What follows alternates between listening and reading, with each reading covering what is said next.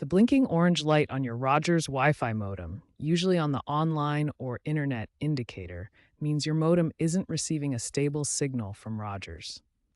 There are two main causes: activation issues and signal problems.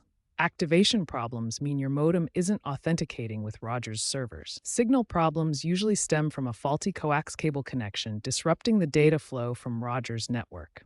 This could be due to loose, damaged, or improperly connected cables. Often, this issue is amplified by network expansions and increased remote work.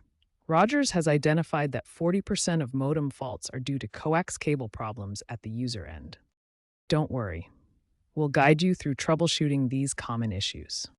First, try power cycling your modem. Unplug it for 30 seconds, then plug it back in. This can resolve activation issues. Next, inspect your coax cable. Ensure it's an RG6 type, securely tightened, finger tight plus a quarter turn, and free of kinks or corrosion.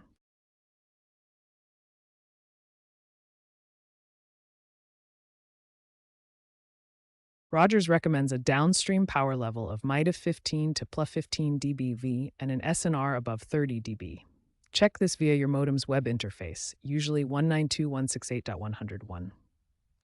If you suspect a faulty coax cable, consider replacing it with a Rogers supplied one. If problems persist, use the Rogers Ignite app's self-diagnostic tool. For rural areas with weak signals, a Rogers Signal Booster Kit might help. If DIY fixes don't work, contact Rogers support to avoid potentially voiding your warranty.